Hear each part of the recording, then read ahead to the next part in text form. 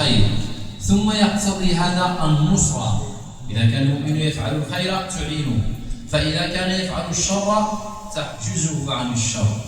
وهذا معنى قول رسول الله صلى الله عليه وسلم: انصر أخاك ظالما أو مظلوما. ثم هذا يقتضي أيضا سلامة الصدر، أن الإنسان لا يحمل حقدا ولا غلا ولا حسدا ولا كراهية للناس، وإنما يحبهم. المسلم أخو المسلم لا يخذله ولا يظلمه ولا يحقره. ويقتضي هذا التغافل وإصلاح ذات البين، فاتقوا الله وأصلحوا ذات بينكم. ويقتضي هذا الإعانة والمساعدة وتنفيس الكربات وتفريج الهموم. من نفس عن مؤمن كربة من كرب الدنيا نفس الله عنه كربة من كرب يوم القيامة. نسأل الله عز وجل أن يجعلنا إخوة متحابين على الخير متعاونين، وأن يوفقنا لكل ما يرضيه عنا. سبحان ربك رب العزة عما يصفون، وسلام على المرسلين، والحمد لله رب العالمين.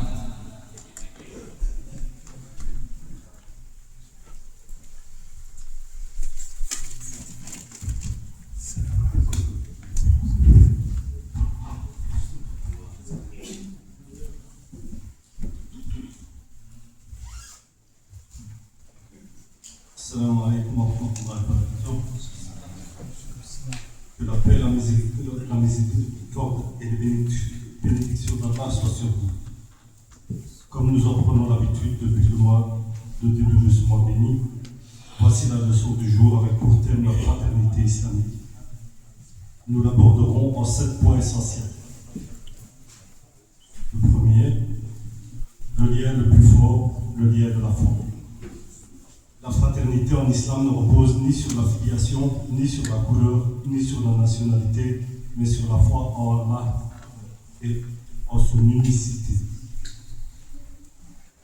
C'est l'un des liens les plus solides de la foi. Allah a dit: les croyants ne sont que des frères. Surat Al-Hujurat, verset 10. Deuxième point, la miséricorde et la compassion.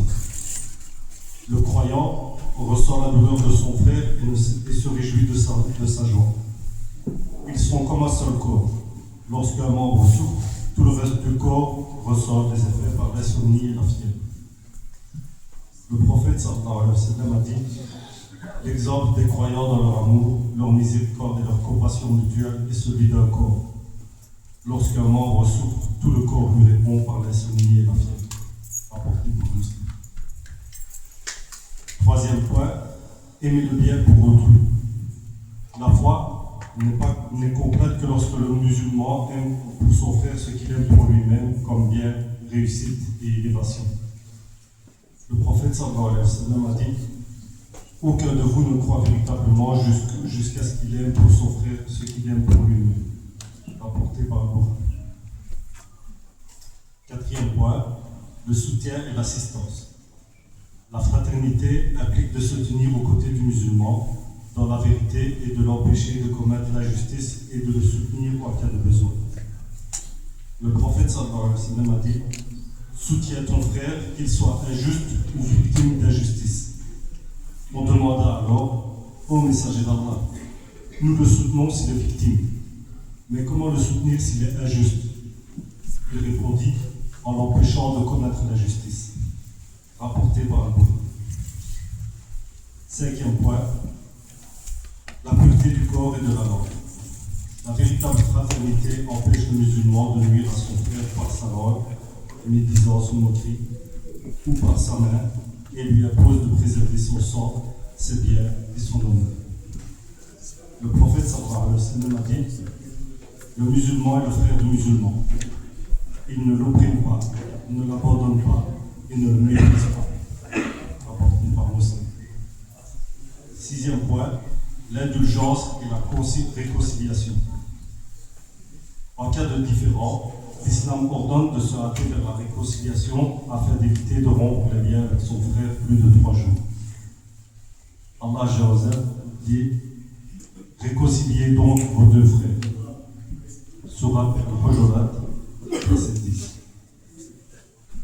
Septième point, satisfaire les besoins et soulager l'affligé. Le musulman s'efforce toujours d'être une aide pour son frère. Celui qui répond aux besoins de son frère, Allah répondra à son besoin. Le prophète sallallahu alayhi wa sallam a dit: celui qui soulage un croyant d'une difficulté parmi les difficultés de ce monde, Allah le soulagera d'une difficulté parmi les difficultés au jour de la résurrection. Rapporté par Muslim. Nous demandons à Allah d'unir nos cœurs, d'améliorer nos relations et de nous accorder la réconciliation. Ya Allah, ne nous permet pas de détourner le regard de nos frères dans la difficulté